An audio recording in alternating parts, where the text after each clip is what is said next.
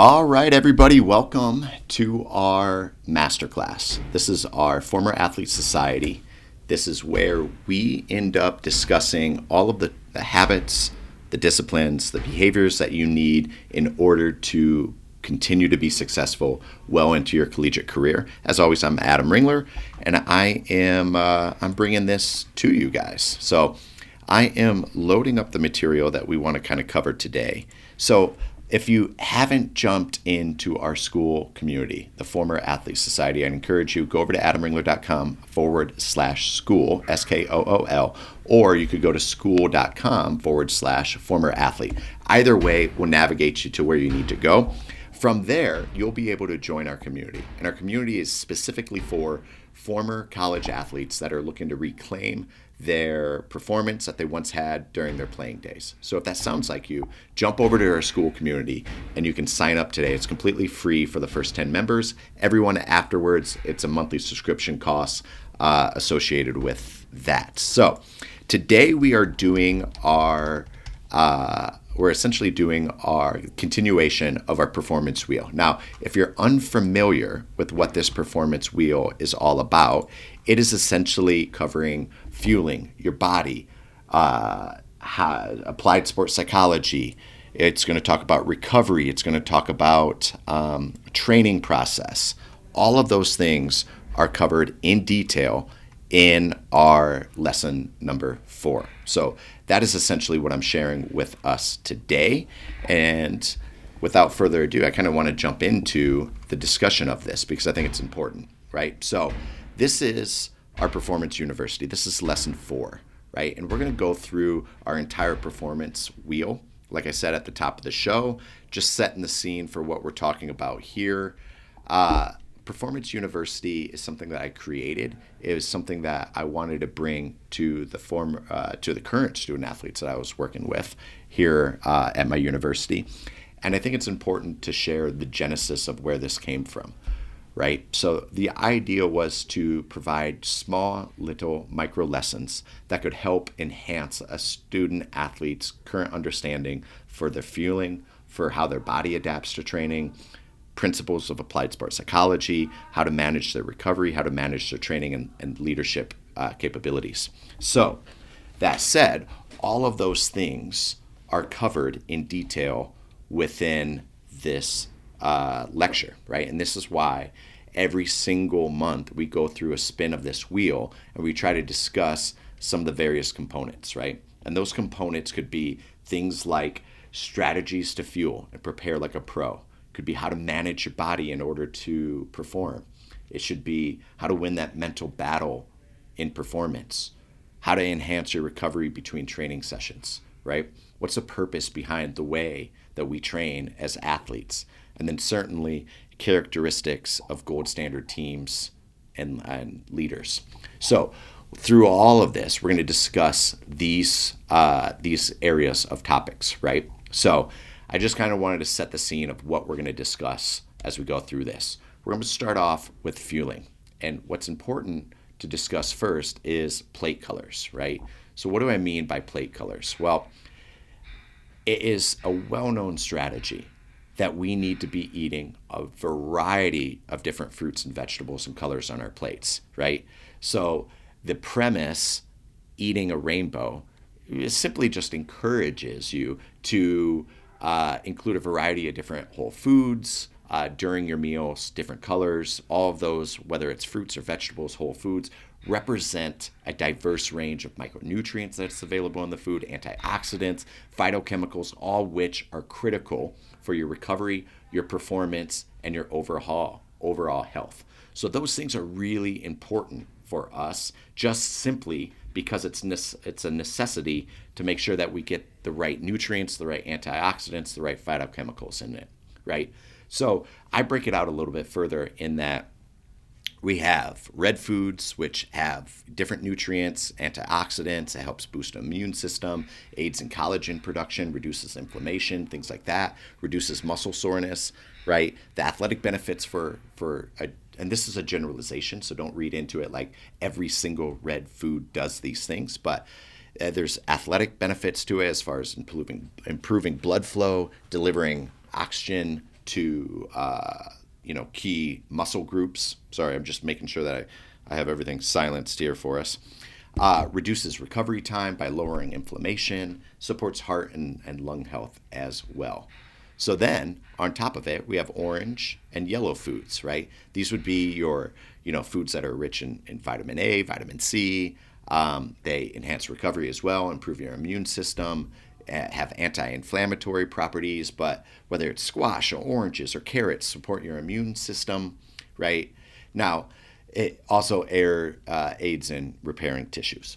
All of those have some benefits right there alone, red foods and orange foods, that we should be focusing on trying to make sure that we have in on our performance plates. In addition to that, green foods are really important as well. So green foods are essential for oxygen transport in the blood. They support bone health and blood clotting. They aid in cellular repair, muscle tissue growth, promotes against oxidative stress, right? So these would be great as far as reducing the risk of fractures in athletes, supporting bone health, enhancing recovery. So this is a really good way of making sure that we get things that actually enhance our performance, but also helps improve your bone strength, like iron, vitamin K, folate, lutein, things like that, right? So those are great examples of foods there. Blue and purple foods. So what do blue and purple foods do? They're powerful antioxidants that reduce muscle damage, help fight inflammation. They support your heart health, reduces oxidative stress. They boost your immune defense and recovery. That alone provides some performance benefits as far as making sure that during periods of tough training that you have some armor to help sort of combat maybe some of the immunocompromised conditions during tough training that you might be going through, or higher stress periods at work or family life or things like that. In addition to that, they reduce muscle soreness after intense workouts, right? This is why there's things like pomegranate or palm is another great example of things that you can do as far as food consumption that might help mitigate some of the stressors and inflammation, promotes against oxidative stress, and supports brain health. So those are great foods to include in your performance plate. And then sort of rounding everything out, we have white and brown foods, right? The key nutrients being fiber and potassium, right? Garlic has some anti-inflammatory properties to it that also boost your immune system, supports for muscular contraction, helps with digestion, gut health, which is critical for nutrient absorption, helps boost your immune function, helps keep athletes healthy, reduces inflammation. The list goes literally on and on, right? So that said, right, there's this. I recommend trying to eat at least bare minimum 3 colors per meal. So make sure your plate has at least 3 different colors, right? This is what I mean by eating a rainbow. Rotate your vegetables. Don't just get stuck eating the same stuff over and over.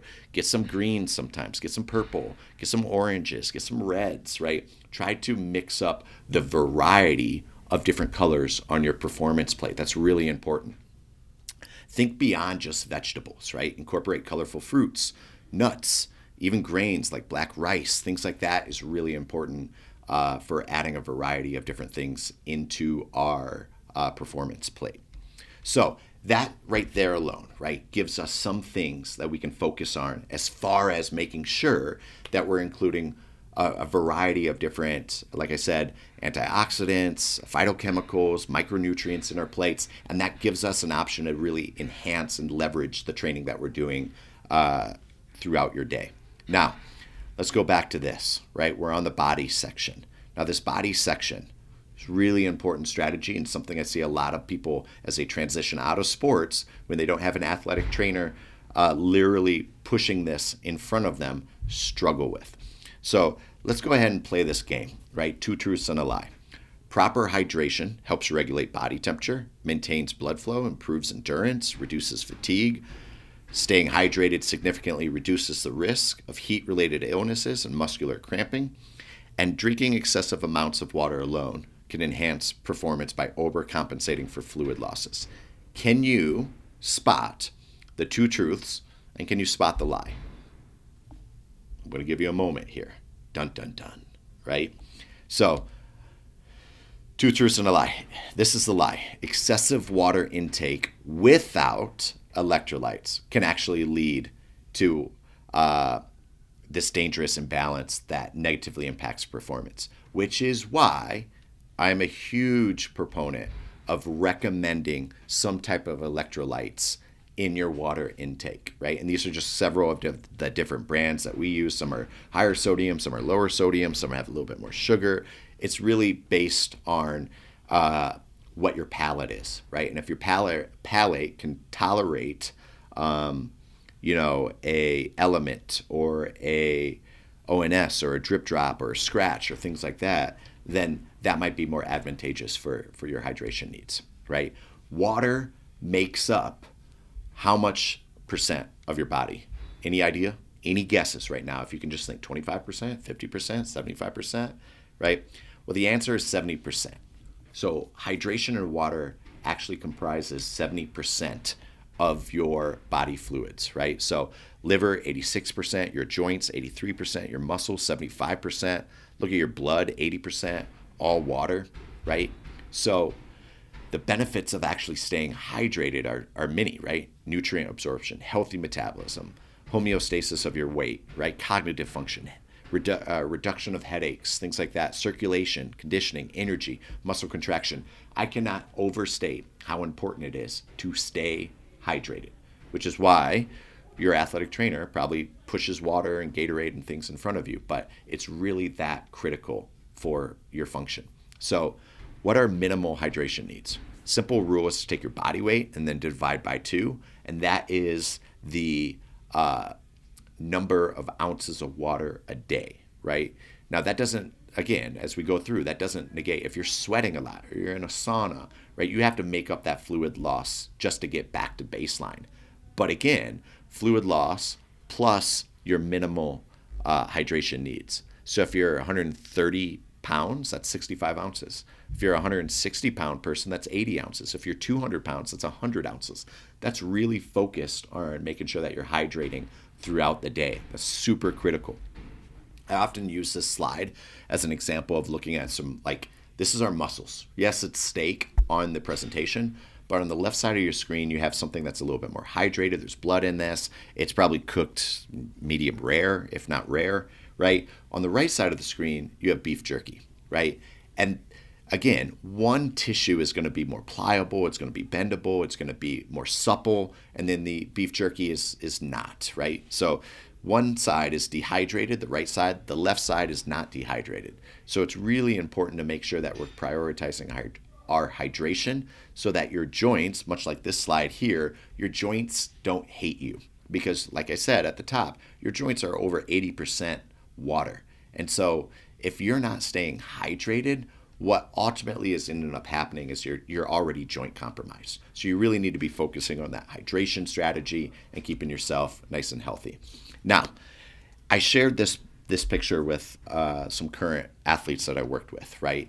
And I was blown away because they didn't know who this person was, right? And I get it that it's sort of like AI animation, if you will, but I said this, you can be your own hydration coach. This is John Wooden, for those that don't know, legendary UCLA men's basketball coach.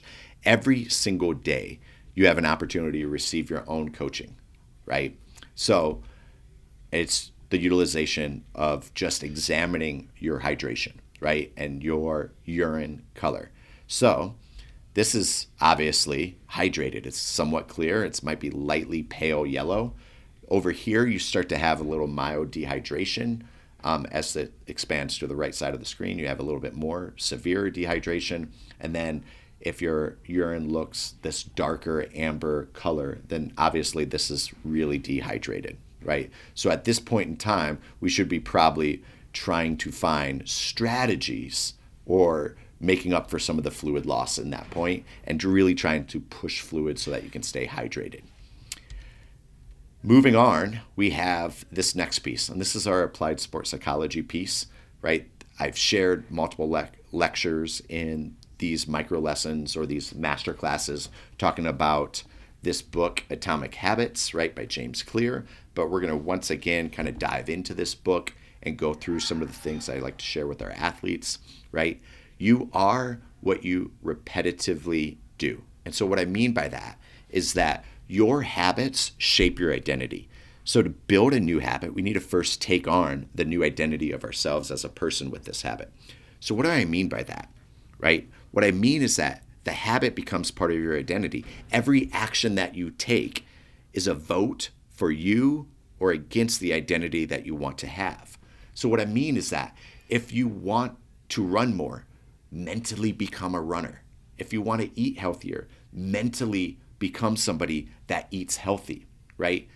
And you need to shift this idea into actually becoming what you want to do.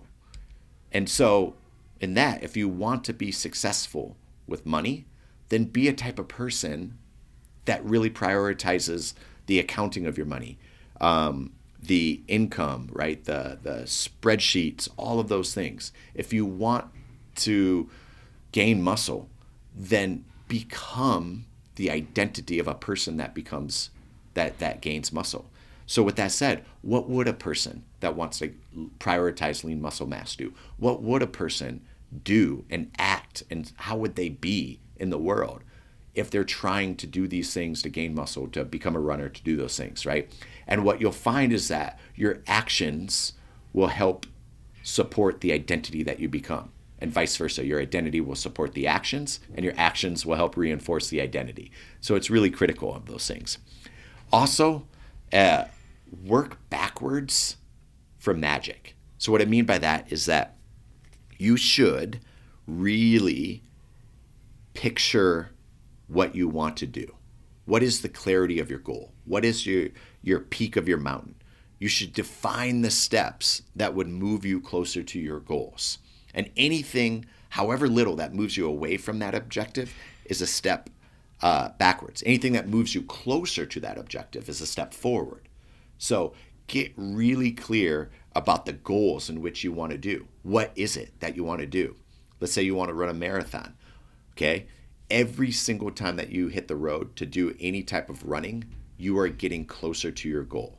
Anytime that you do any action that helps you become closer to signing up for that marathon, running the marathon, training for that marathon, is getting you closer to that goal. So set what that looks like and then work backwards from the end goal. We call this reverse engineering. Reverse engineer what it would take for you to cross the finish line on a marathon, right? And then work backwards from that. In addition to that, right, you are a lagging measure of your routine habits. So what James Clear would advocate in this book is that your current results are not nearly as important as your trajectory. So if you can be on the right path, right, but results aren't happening right then, that's fine, because the end result is a lagging measure of all of the micro actions that you've taken to lead to that. We also call that resulting sometimes, right? So keep in mind that that bad habits are exactly like that too. You can stack bad habit after bad habit and you won't see any changes until later in things. And that's when it gets a little rough, right? So habits take time to build the positive. Bad habits also take time to build the negative. Just make sure that you're moving in the right direction of those things. This is a big lecture that I want to cover, because this is something that I've shared with the athletes I've worked with, and it's really made a positive effect on their performance and on their life and on their studies and literally everywhere, right? And I call this Sleep School 101. So adding to this, human brain is remarkably adept at recognizing patterns. So if you want to improve your sleep, maintain a consistent bedtime. That's really important. The brain can be more effective at winding down when it knows, and there's a pattern to your wind down in your evening, a routine, if you will, that helps prioritize you shifting into sleep, right? So that's really important as far as going to bed, right? Reinforce that habit and improve your sleep quality. In addition to that, limit your afternoon caffeine intake. That's really important as well. Consuming caffeine later in the day, such as after 2 p.m., could really negatively impact your sleep. I've noticed that. I've shifted a lot of my caffeine intake. Listen, I'm a strength coach. I get it. I live off caffeine. I love coffee. However, I shift this back. After 12 p.m., I don't I have no caffeine intake. Now the half-life probably exists well into 8 p.m., 9 p.m. for me in some levels of caffeine influence. But I recommend to our athletes, listen, after 12 p.m., we should not be consuming caffeinated beverages, and certainly not close to bedtime, right? Because that can result in poor sleep quality. And we see that both subjectively and during objective measures through Aura rings and Whoop devices and wearable technologies. One thing I also recommend to a lot of people is just keep tech out of your bedroom. Avoid phones in the bedroom. That really can significantly improve your sleep hygiene, mental wealth, or mental well-being as well. I wear blue lock blocking glasses. Yes, I get clowned on by my athletic trainer, but that's fine. I wear them because I prioritize my sleep. I also shift my phone into sleep mode, if you will. So I have a red filter that I kick on past 8 p.m. I throw on my blue light blocking glasses. I got mine through Roca. And again, that certainly has markers that can help, right, with your sleep. Make your room cold and dark, like a bear's cave, right? So, when I get to a hotel, I'm kicking that thermostat as low as possible, right? I want it as cold as possible. I throw on the what am I looking for? What's the word I'm looking for? I'm looking for my blackout curtains. I have those in my bedrooms. I make sure I pull those closed in hotels anytime. So again, it's super dark, it's super cold. That always is super helpful. I also travel with a sleep mask. I wear a Manta sleep mask. I have one that's Bluetooth. I have one that's just a regular one. Super awesome at making sure that I can have complete darkness anywhere that I go, even if there's ambient light in our hotel rooms. Now, I won't advocate. I don't tell the hotels this, but there's times where, I override the hotel air conditioning, right? I want to, if sometimes they have governors in it that it won't get lower than 70 or won't get 65. I like mine at 60. I like it super cold. So I end up using this. Buyer beware. Your mileage may vary. I'm not advocating for you to hack the hotel air conditioning because you might get charged for it. I don't know. Listen, I'm not hotel management, but I end up doing this so that I can get my room a little bit colder when I'm on the road. I also travel with electrical tape. I like to, or athletic tape, and I like to tape up any of the light sources so that there's no annoying little hue of light in the middle of sleep when it's 2 a.m., 3 a.m., or something like that. So I have complete darkness in the rooms that I stay in, right? This is a super big hack that I do. It's well common for those that travel. There's always, anytime in hotel rooms, there's always a little bit of ambient light that can sneak through the blackout curtains. But if you end up utilizing the hangers, especially the ones with the clip, you can sort of grab a little bit of that fabric and make sure that there's never any light that gets through. That's a super important trick that you can do. Also, limit your alcohol intake. This is really critical for those that are trying to improve their sleep hygiene, is that even moderate alcohol consumption can actually really negatively impact your sleep quality, right? And we see that again subjectively and objective sleep data. So a little bit of, and I found that out through Whoop as well, a little bit of alcohol raises my resting heart rate, my HRV tanks, everything gets worse. It might feel like you're getting a nightcap and you might fall asleep faster, but the sleep quality is actually way worse when you're actually consuming alcohol prior to sleep. And then lastly, do some soft tissue work, right? Mobility work, things like that. That, like, nobody feels worse having a sports massage or having a light little massage. And the foam roller can act as the same way. You can do a little bit of some self massage, and like 10 minutes of rolling right before bed will make you feel a little bit more relaxed. It helps kind of shift you from this sympathetic to parasympathetic nervous system, from that fight or flight to that sort of rest and digest central nervous system. So that can be a really good critical way of actually shifting back into quality sleep. If you can take a hot shower before bed or sauna or something like that, it does, like, counterintuitively, it raises your body temperature. And then when you actually get out, the subsequent cooling effect, transitioning from that hot climate to that cold climate, really signals the body that it's time to rest. And that's just some of the sleep recommendations I start to pepper our athletes with right from the get-go, so they can really focus on improving their sleep. Because as you improve your sleep, you improve your recovery. As you improve your recovery, you can reattack this training process, right? That's super important. So I want to talk a little bit here about why our female athletes need to train more. Now, I work with female athletics. This is just sort of what I have worked with. That's my team assignments. I work with our women's basketball team, our volleyball team, right? And one of the things that a lot of people may notice as they come into our training environment is that we train under high frequency. We microdose it. Our sessions are a little bit shorter, but anytime that a ball hits our hands, we are training. So why we do this is because there's a couple key known things that we could certainly know. Female athletes naturally have lower levels of testosterone, lower levels of hormones. And what we've noticed is that surprising female athletes can have higher amounts of serum growth hormone than male counter athletes. So frequent training actually helps counteract muscle breakdown, and it actually improves the athletic durability during the season.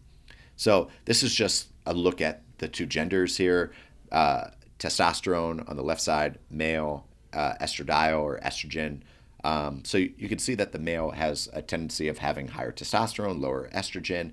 When you look at women pre-menopause, lower levels of testosterone, higher levels of estradiol or estrogen, right? And that's pretty intuitive. I think we know, or we can at least recognize, that there's various hormone differences between males and females, right? But what's interesting is that women athletes have damn near 10 to 20% or 20 times less testosterone than male athletes, right? So this is the sort of the chain, if you will, the chemical format of testosterone, right? And so why do we train with greater levels of frequency? Well, a couple key reasons. Testosterone, let's just talk about hormones for a moment. Testosterone helps build and maintain lean muscle mass. It helps increase contractile forces for stronger, more explosive movements. We can all say that is a performance benefit right there. If we contract harder and we move more explosive, we are a better athlete, that alone, right? Growth hormone aids in muscle recovery and repair, supports bone density and injury prevention. We can all say that's also good for athletics, regardless if you're male or female. So for us, the key is that frequent exposure to strength training naturally increases these hormones. Okay? And there's paper after paper that recommends this, but during exercise, women attained maximal serum GH concentration significantly earlier than men. And then also highlighting that women exhibit greater absolute GH secretion than men, both at rest and during exercise. And exercise invokes a similar incremental GH response in men and women. So what's this mean? Lifting more gives us more gains safely. So muscles need consistent activation to adapt and grow, which we know more training means better hormonal responses, less muscle loss during the season. So again, like I said, anytime that a ball hits our hands, we are training. That is a absolute must, right? So we'll train 2 to 4 times per week, sometimes 5 times a week.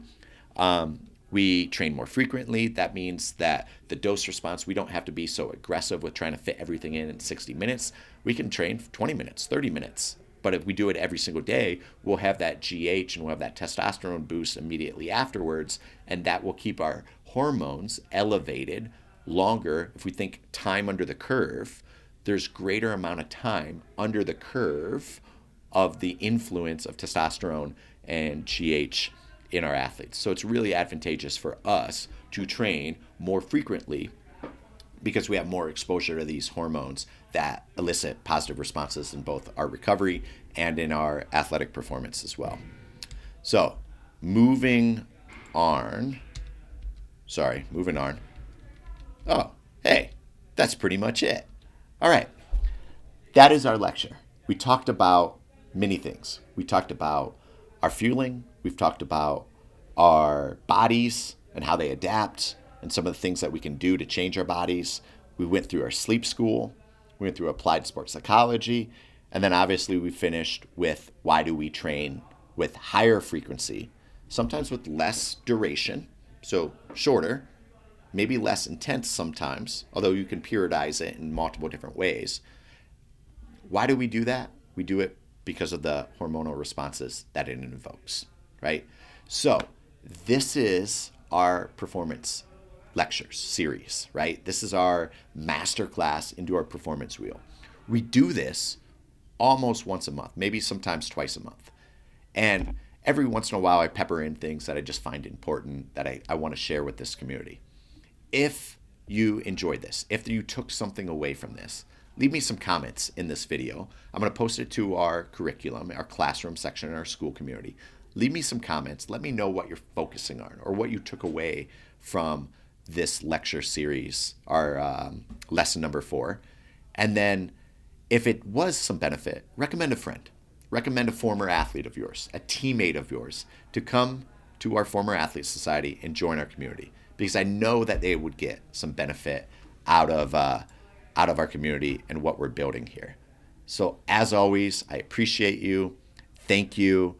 And until next time, I will see you in our school platform. Thank you.